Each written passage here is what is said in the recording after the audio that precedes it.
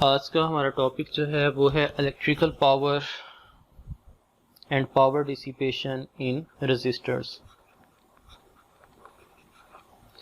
Last time हमने resistor की कुछ टाइप्स के बारे में पढ़ा था, जिसमें हमारे पास टोटल 3 टाइप्स थी।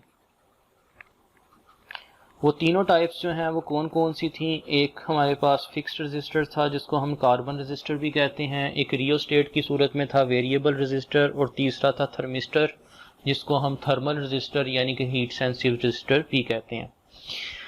हमने जो है वो ये देखना है कि कोई भी रेजिस्टर जब किसी भी सर्किट के अंदर लगा होता है तो उस रेजिस्टर का काम होता है करंट की वैल्यू को कंट्रोल करना या करंट के फ्लो को रोकना।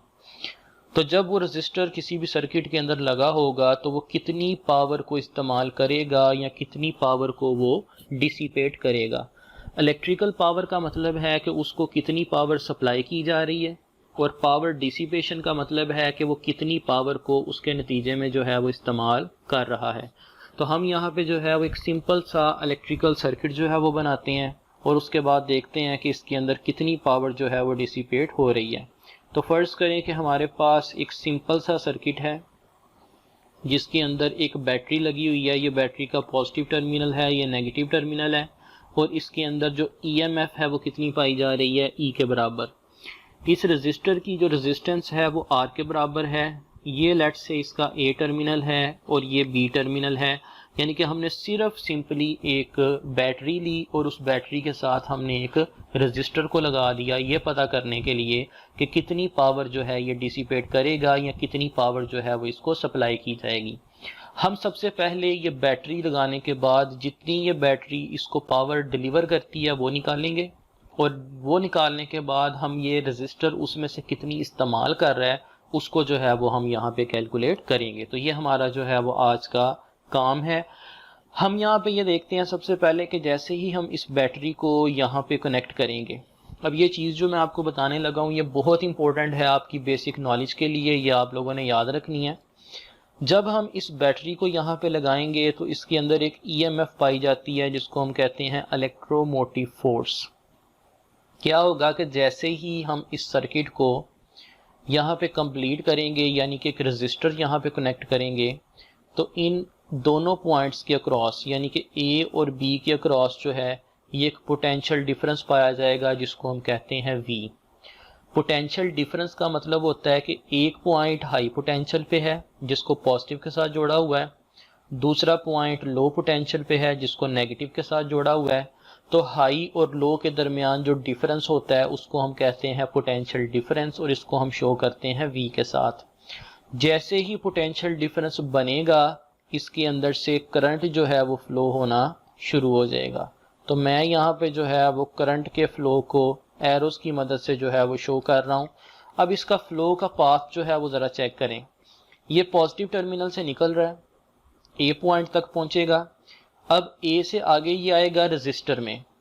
रेजिस्टर का काम है करंट के फ्लो को कंट्रोल करना या करंट के फ्लो को रोकना।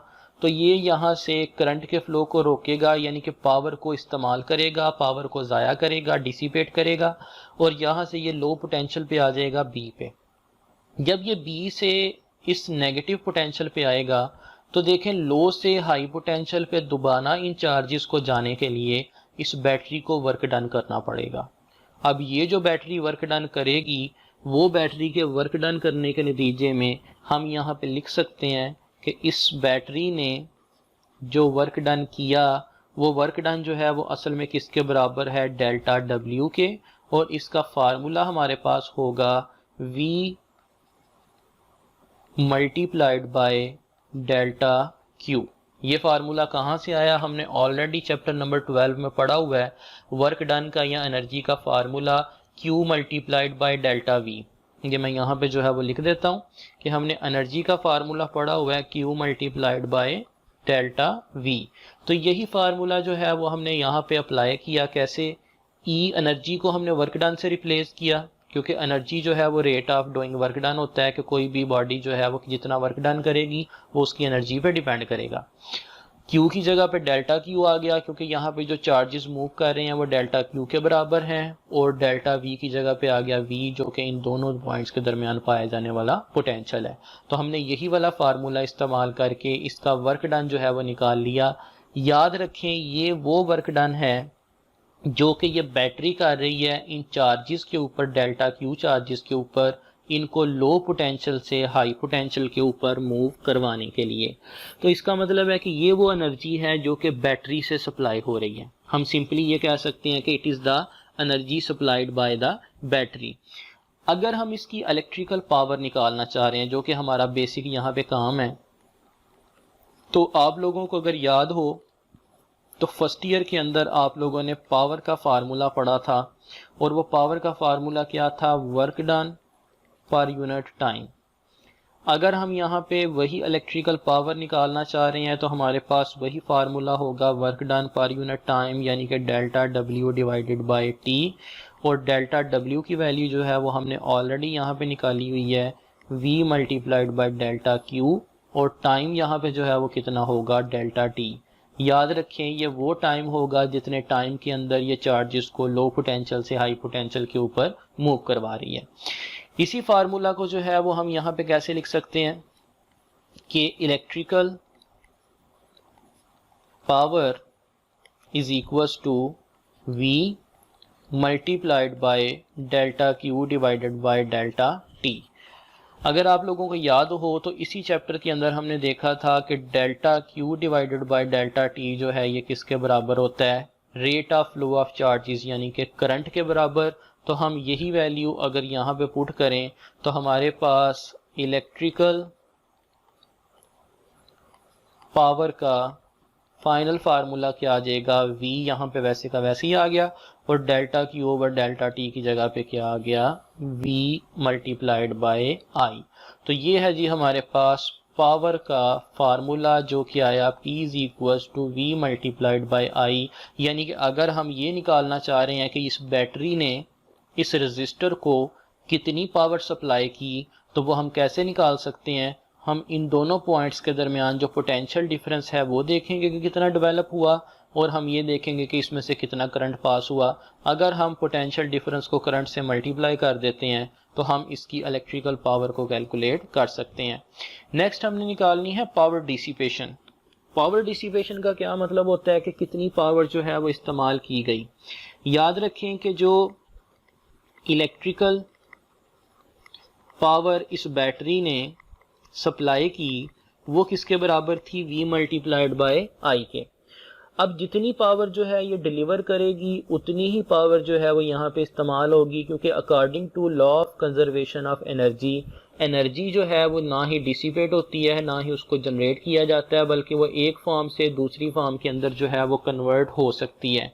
तो अगर हमारे पास सप्लाइड पावर जो है वो vi के बराबर है, तो इसका मतलब है कि अगर हम पावर डिसिपेटेड निकालना चाह रहे हैं तो पावर डिसिपेटेड इसको हम जो है वो di ऐसे शो करेंगे, ये भी किसके बराबर होगी? v मल्टीप्लाइड बाय i के। तो इसका मतलब ये हुआ कि अगर आपने इलेक्ट्रिकल पावर डिलीवर निकालनी है तो वो भी v मल्टीप्लाइड बाय i है, और अगर आपने पावर डिसिपेटेड यानी कि इस रजिस्टर ने कितनी इस्तेमाल की वो निकालनी है तो वो भी किसके बराबर होगी? v मल्टीप्लाइड बाय i के ही बराबर होगी। तो ये है जी आपके पास इसकी इलेक्ट्रिकल पावर और पावर डिसिपेटेड का फार्मूला। नेक्स्ट मैं आपको यहाँ पे ये बताऊं कि हम यहाँ पे डिफरेंट तरीकों से पावर के फार्मूलाज और भी कैलकुलेट कर सकते हैं, और वो फार्मूलाज जो हैं वो क्या हैं। सबसे पहले according to Ohm's law v किसके बराबर होता है? IR के।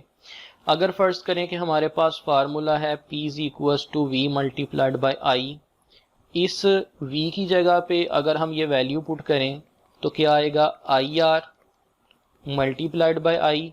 तो पावर का हमारे पास एक फार्मूला आ जाएगा I square multiplied by R। Again हम एक और फार्मूला निकाल सकते हैं, again according to Ohm's law v किसके बराबर होता है? IR के। तो I किसके बराबर होगा? v ओवर R के। अगर हम पावर का फार्मूला यूज करते हैं P is equals to VI, अगर हम I की जगह पे ये वैल्यू पुट करते हैं तो ये आ जाएगा v ओवर R। तो पावर का हमारे पास एक और फार्मूला आ जाएगा v square divided by R।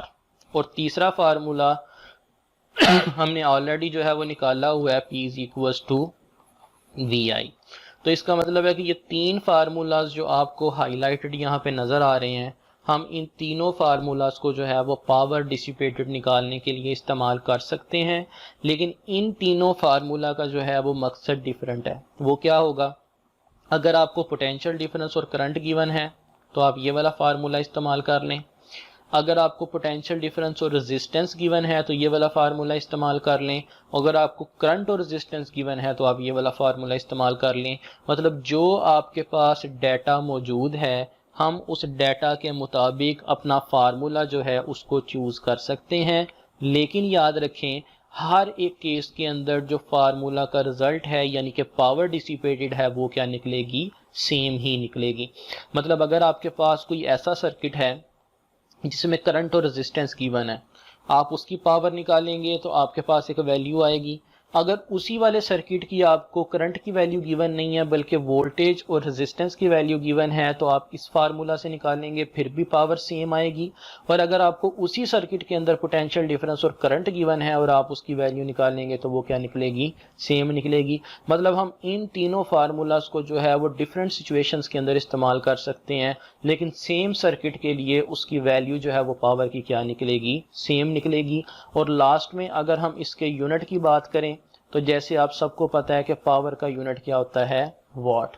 तो इसका मतलब है कि जब भी आपने किसी जगह पे पावर सप्लाइड या पावर डिसिपेटेड को कैलकुलेट करना हो तो आप यहाँ पे जो है वो कौन सा यूनिट इस्तेमाल कर सकते हैं, वॉट का। यानी कि हमने P is equals to VI निकाला। यहाँ पे V जो है ये वोल्ट में होता है, I जो है ये एम्पेयर में होता है।